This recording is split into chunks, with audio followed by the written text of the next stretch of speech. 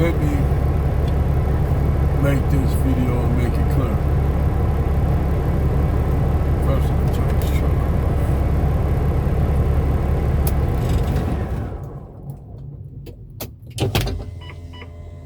Let me say this. I don't hate black women. I actually love and respect black women. Righteous, true black women. But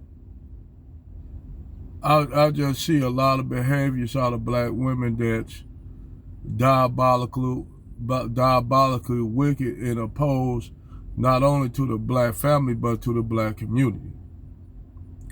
I see black women have been a historical problem all the way from this book, the book Daughters of the Trade, where you had black women working with white Dutch traders to enslave black men and black people, and then in turn these black women married rich, wealthy traders to basically to have a foothold in the African continent for goods and slaves. Now, this is why I have a lot of animosity towards black women, because not only are they responsible for the situation while black people are even over here in the Western Hemisphere from the jump. Then you had, for 200 years, you had black men from the boys from the ages of 13 working to their death all the way into 30s in the Caribbean, in the South America, Central America, worked to the bone, only for them to die and be thrown away like trash. And when I found this shit out, man, that these black women sold their own brethren, their own people over here, male people over here, to work from adolescence to adulthood and just thrown away like trash, I have the same resentment. For somehow I gained the same resentment for you all, but that wasn't the reason why I got the resentment in the first place. It's the fact that you all side with white supremacy like y'all did now and then.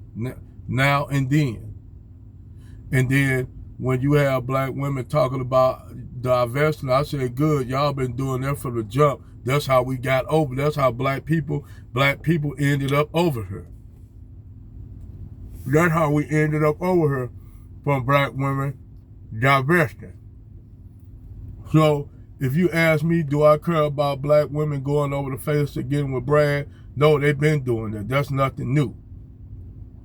But the simple fact is, to get up there with Brad and talk shit about black men, and then we already know y'all history of not only owning slaves in the antebellum South, and then white men these Peckerwood crackers try to turn around and say, well, you know, black people own slaves too, only to find out them are the byproduct of Keisha and Brad laying up and leaving the biracial children as basically the owners of them slaves and shit when they passed away.